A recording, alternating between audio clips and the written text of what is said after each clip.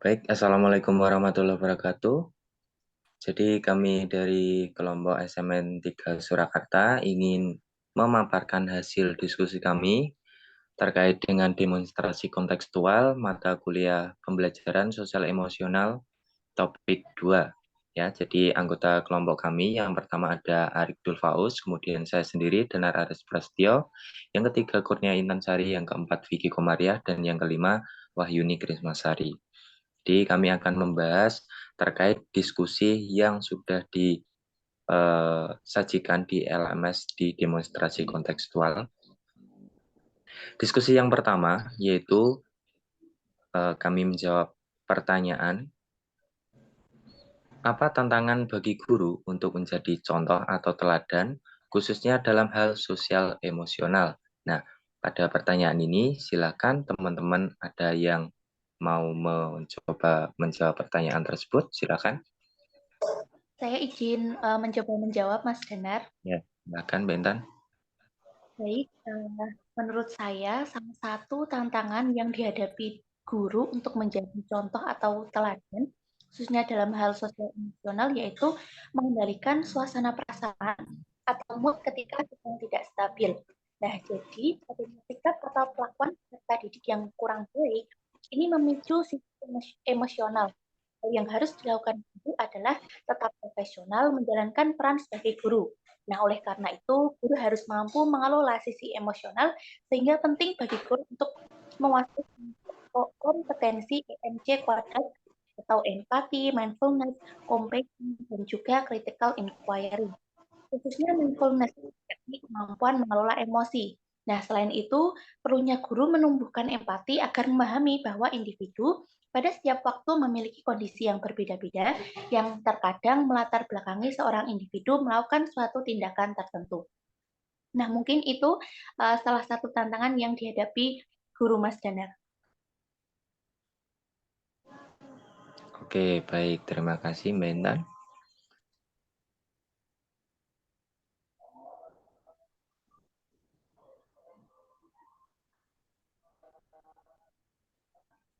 Nah, kemudian untuk yang pertanyaan selanjutnya, yaitu kasus yang ada berkaitan dengan hal di atas berdasarkan pada pengalaman Anda mengamati proses belajar mengajar yang pernah diikuti di kelas. Nah, mungkin ini, slide ini, silakan yang ingin menjelaskan pendapatnya, silakan. Saya izin mencoba menjawab lagi, Mas Danar. Oke, silakan.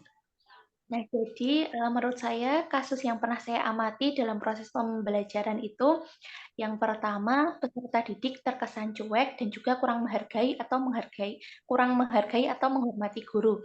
Nah, hal ini disebabkan karena adanya perkembangan teknologi yang sangat pesat sehingga dapat memberi pengaruh negatif bagi peserta didik dalam hal sosial emosional dan juga karakter. Nah, untuk kasus yang selanjutnya yaitu peserta didik pada masa remaja juga mempunyai emosi yang masih labil, sehingga belum dapat mengendalikan emosinya. Nah, dari dua kasus tersebut, saya menyimpulkan guru itu perlu berperan sebagai teladan untuk memberikan contoh perilaku yang baik terkait dengan sosial emosional. Mungkin itu dari saya, Mas Dana. Oke, baiklah. Itu tadi adalah contoh yang sudah dialami oleh Mbak Intan sendiri sebagai guru ya. Ada dua yang sudah ditemui selama ini. Kemudian lanjut.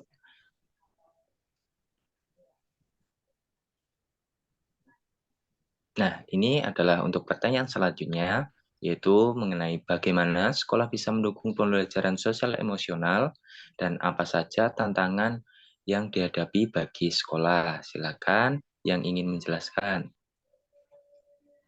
Mohon izin untuk memaparkan hasil menurut saya, Mas Danar.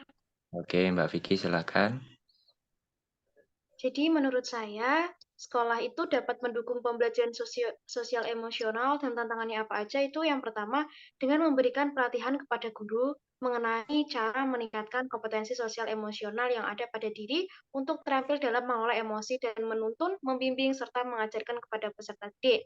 Jadi guru itu tidak hanya mengajarkan aspek kognitif atau pengetahuan, tetapi juga aspek soft skill-nya. Selain itu, juga menanamkan KSE dalam berbagai peraturan dan budaya sekolah. Jadi di sekolah itu agar terbiasa dalam penerapan kompetensi sosial emosional yang terdiri dari 5 kompetensi. Selanjutnya yaitu menggunakan kurikulum yang mengarahkan guru untuk kemerdekaan peserta didik dalam proses pembelajaran. Jadi lebih ke mengarahkan dengan pembelajaran yang berpusat pada peserta didik sesuai dengan karakteristik peserta didik. Seperti itu, Mas. Baik, jadi Terus bisa ya, silakan Mbak Vicky dilanjutkan dulu. boleh di next slide-nya nggak?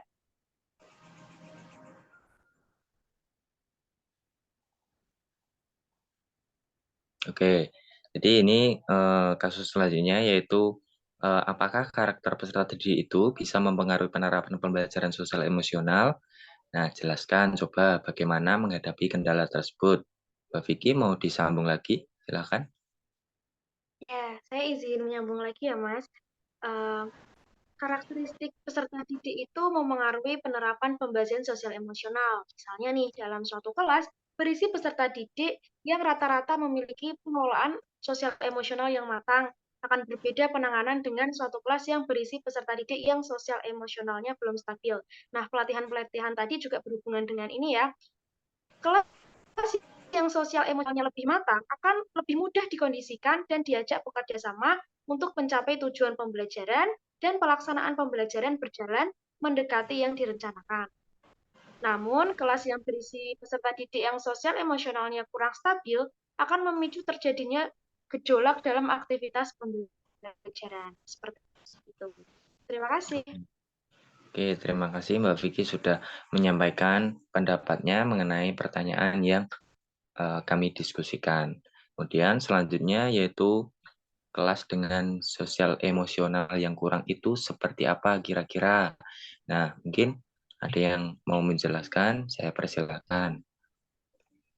Iya, Mas Danar, izin menambahkan jawaban dari kelas dengan sosial emosional yang kurang ya.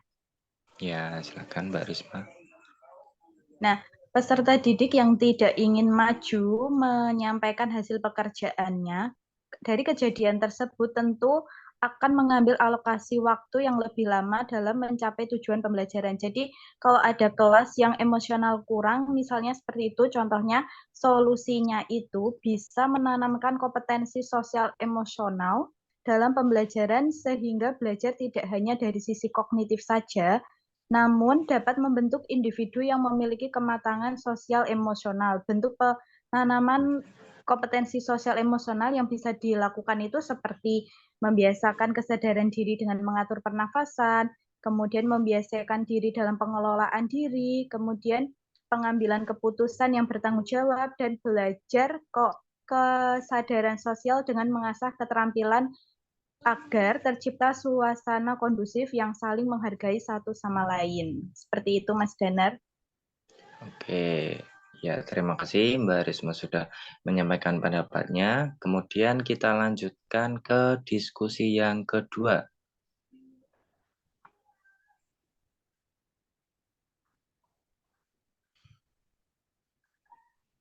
Baik, diskusi yang kedua ini kita akan membahas mengenai atau terkait dengan film yang berkaitan dengan guru sebagai agen perubahan, analisis film, dan juga nanti kita juga akan memaparkan sudut pandang dari kelompok kami, bagaimana yang dapat kami pelajari dari film tersebut. Oke, jadi untuk yang pertama ini, bila Anda sudah menonton film tersebut, apa yang bisa Anda pelajari dari film tersebut berhubungan dengan guru yang menjadi agen perubahan? Ada yang mau menyampaikan pendapatnya? Silakan. Iya, Mas Danar izin menyampaikan pendapatnya. Oke, silakan Mbak Risma.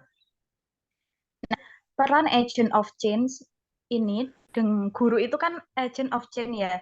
Nah, itu melakukan perubahan pengetahuan, cara berpikir, pola hidup, kebiasaan, dan tata pergaulan peserta didik. Ini menurut Rihana tahun 2018. Nah, kita tahu dari film Laskar Pelangi, ternyata di sana itu ada peran guru sebagai agent of change. Yang pertama itu Bu Muslimah.